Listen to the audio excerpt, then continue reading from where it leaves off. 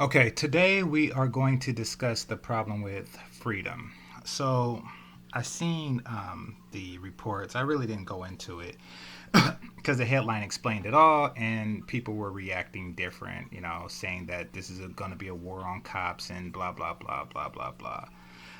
So apparently, a couple of days ago, there was a gathering, a party, a backyard party, I think it was, and the cops broke it up because of social distancing. Um, Basically, that was their way of saying you're spreading a deadly disease with your party, so please don't.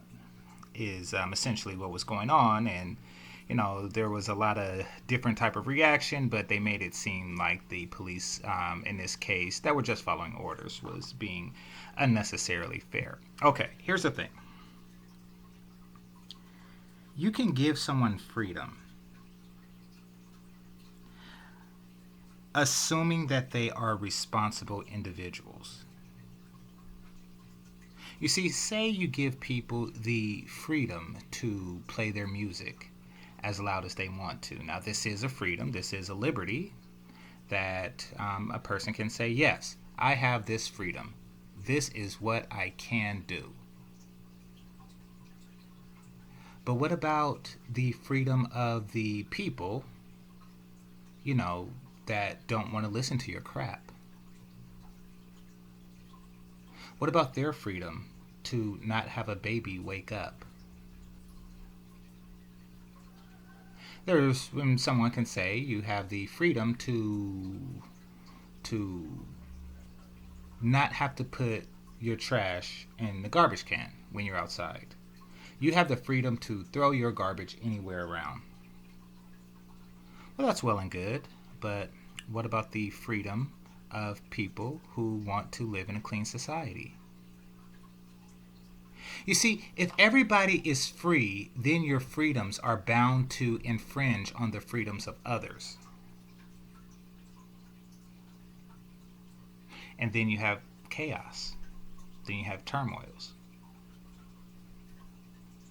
So you place certain laws in effect to, assure that your freedoms do not infringe upon each other. In this case, there's a noise ordinance, and there's also, how can I say, restrictions on littering. Things like jaywalking. And I'm talking about minor infractions. I mean, the major felonies are obvious. Like you want the freedom to beat anybody ass, and what about the freedom of the people who don't want their ass beat? Type shit. So the laws are created to make balance. Now, in certain cultures, this is understood greatly and respected, which is why even if there isn't any cars driving by and you're walking and you come across a crosswalk, the light's red, you can cross, no cops around, get to your destination faster. In America, many Americans would cross. But in certain cultures, they would stay and wait anyway. Why? Because there's a um, fundamental respect for the social order.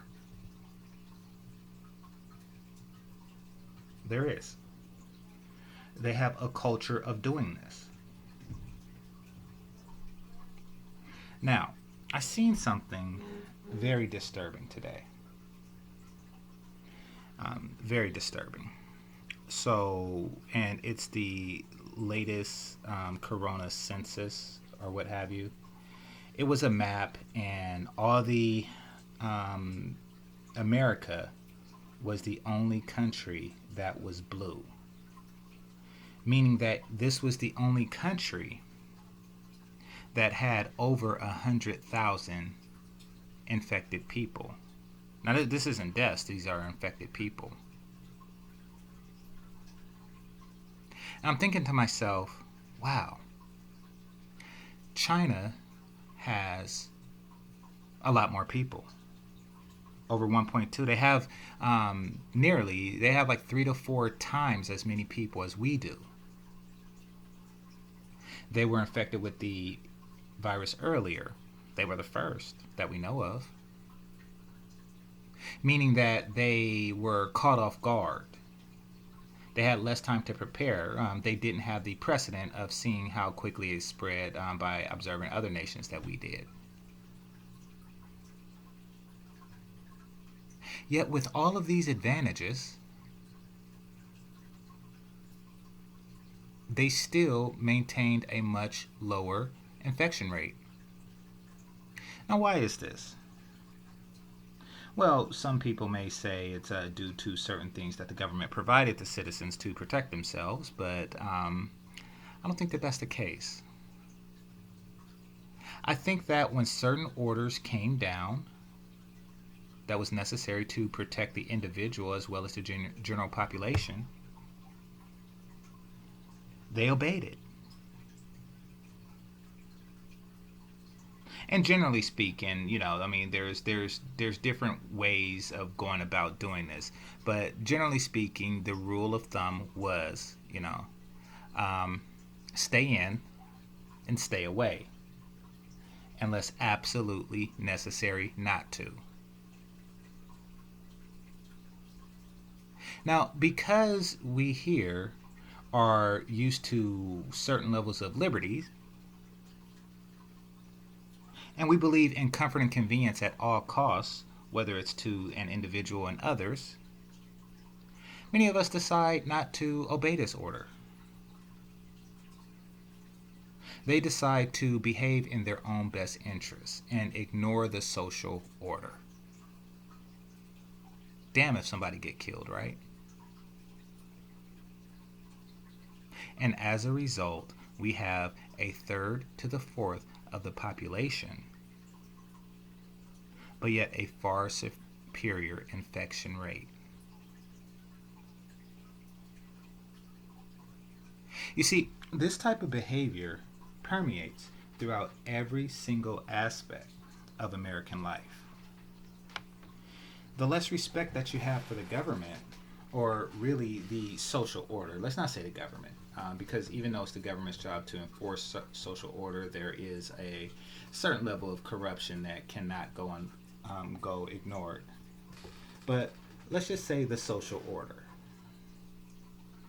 And besides, also, when you say respect for the government or the law, basically what you're doing is you're giving people leave to be as much of an asshole as as legally possible. And they will. And I'm sure that you have seen it time and time again. But respect for the social order. Americans have little, black Americans have less. When you're in a movie theater, turn your phone off. Shut the fuck up. What you're doing disturbs others. No, there isn't a law against such behavior. However, should there be? Shouldn't just knowing that you are disturbing others be an incentive enough to shut the fuck up? Now, I know that you feel free when you are going against the desires of the masses for your own slight convenience. It feels good for a second. You actually feel free. You actually feel empowered because you were able to infringe on the freedoms of those more powerful than you, at least according to your beliefs. I get it. However, freedom isn't a feeling. It's certain liberties that if you keep fucking around can be taken away from you. Years ago, and when I say years ago, I'm talking about like over 20 years ago, but I'll never forget this because society, until around this point, has been taught to ignore or cater to protected class citizens, no matter how much they infringe upon your freedoms. There was a woman, and she was of the large variety. If she was a soda at, let's just say, McDonald's, she would be a supersize. The one that you pay an extra 40 cents for. Above the large. And for those of you who are wondering, she would be a cola. Take from that what you will. So anyway, this supersized Coca-Cola of a woman was on the Amtrak. Now, while some people are reading, talking quietly to their kids, or just taking a nap, she was on the phone at the top of her goddamn lungs.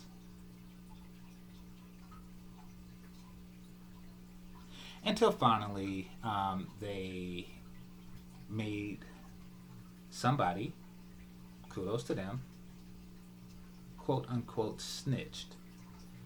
Now, prior to that, you can't really call an authority on a protected class. How dare you? How dare you? Nevertheless, they did. And you want to know what happened? This is before 9/11, by the way. You want to know what happened after that? They kicked her off the fucking train. And rightly so. But that's not the worst part. The worst part is the audience cheered. And the village people were free after that. She was humiliated. When the agent asked her to keep her conversation down, she could have just did that, but no, she felt that that would be taken away from her freedom. She has a freedom to do so, and she does. However, you also have a responsibility to the social order. And the social order requires a certain level of silence, decorum, respect. Don't curse around other people's kids type thing. She didn't respect that. She got kicked the fuck off. And the village people applauded. The town folk came out and cheered. And then after the applause ended, what came after that? Silence. Normalcy. Harmony. Happiness. And that's where we're at, people. Listen, you can pretend to play chicken with the social order all you want, but if you win, you just have a disordered society, kind of like the black community. And if you lose, then you will have the liberties that that your ancestors fought for taken away from you, just to preserve your right to be a jackass. This is GameChanger 00100. Game over. Peace.